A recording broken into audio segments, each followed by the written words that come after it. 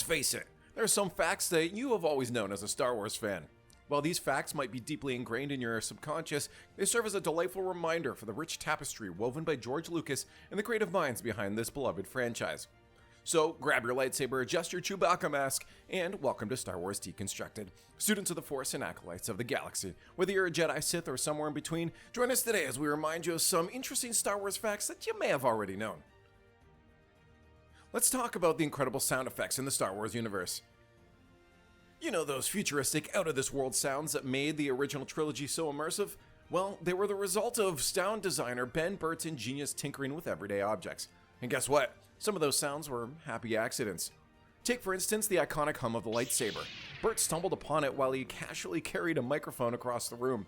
As fate would have it, the mic passed over a television set lying on the floor, and voila, the unmistakable lightsaber hum was born. But that's not all. Ever wonder how Darth Vader's menacing breathing sound was created? Well, brace yourself for this. Burt stuck a microphone inside a scuba tank regulator. Who would have thought that the villain's distinctive breaths came from such an unconventional source? Now let's talk about everyone's favorite Wookiee, Chewbacca. That mighty roar of his? It's a fascinating blend of various animal sounds. Burt combined recordings of bears, walruses, lions, and even badgers to capture the essence of Chewie's iconic vocalizations. And here's an interesting tidbit. The menacing growl of the Rancor creature was born from Burt's creative manipulation of his neighbor's pet dash into angry snarls. Talk about turning everyday sounds into something truly monstrous. Did you know that Chewbacca, Han Solo's loyal and furry companion, was inspired by George Lucas' own beloved dog?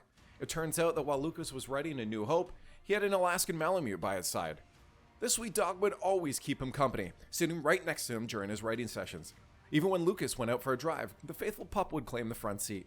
This constant companionship sparked Lucas' imagination, leading him to create a sidekick for Han Solo, who would be just like his furry four-legged friend.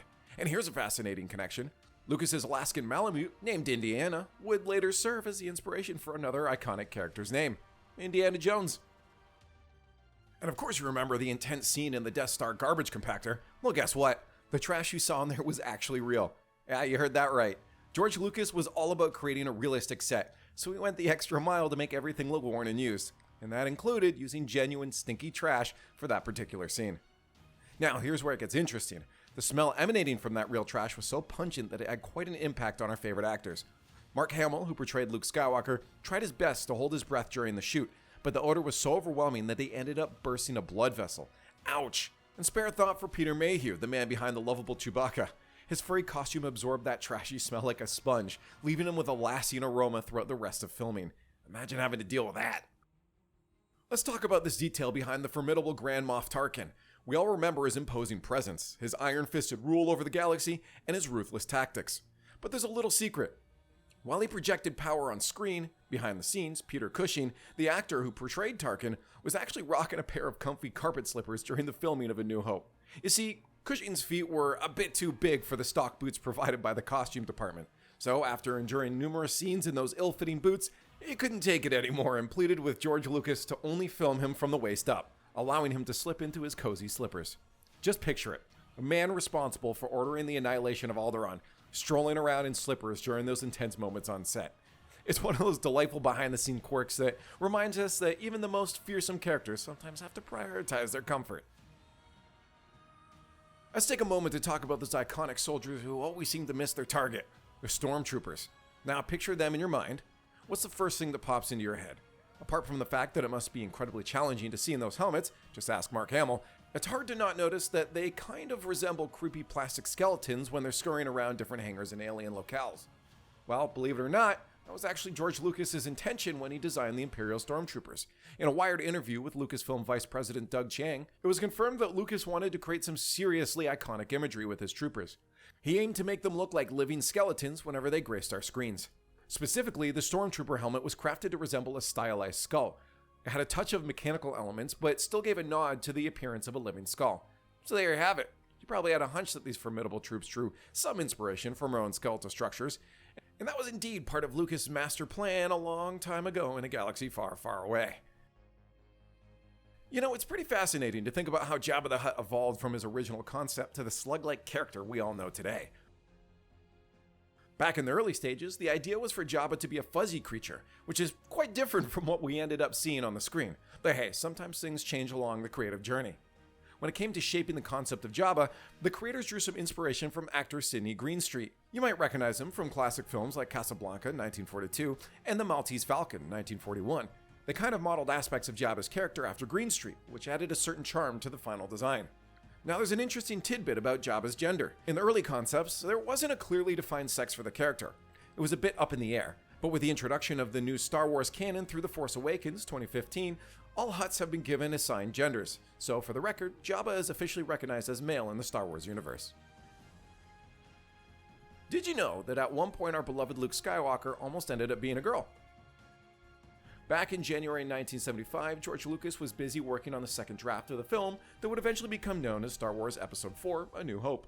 During this phase, Lucas noticed that his script was seriously lacking in female characters, coinciding with the rise of feminism at the time. To address this imbalance, Lucas made a bold decision. He transformed Luke into an 18-year-old woman.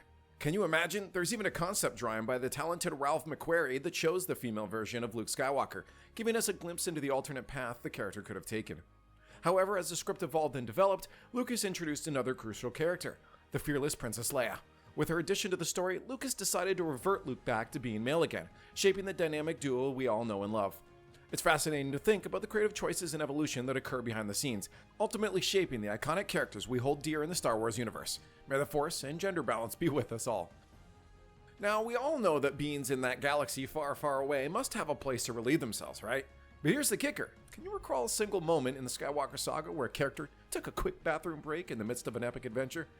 It's quite baffling, really. You might have assumed that the original and prequel trilogies would have shown us some form of a Star Wars bathroom or toilet. However, the truth is, it took almost 40 long years for the first ever canon lavatory to make its appearance in an on-screen Star Wars project. The groundbreaking refresher finally showed up in the 6th season of The Clone Wars, precisely during the Orders episode.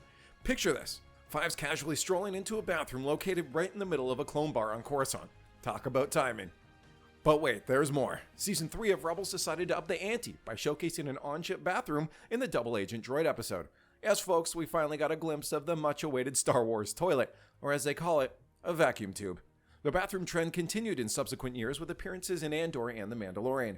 It's quite peculiar when you think about it. The fact that it took decades for the Star Wars universe to introduce a few bathroom cameos seems rather absurd. But deep down, you probably always had an inkling that this galaxy far, far away was curiously devoid of restrooms and the tales unfolding on screen. So there you have it, some interesting Star Wars facts that you may or may not have already known before now. If you enjoyed the video, subscribe and watch the next one.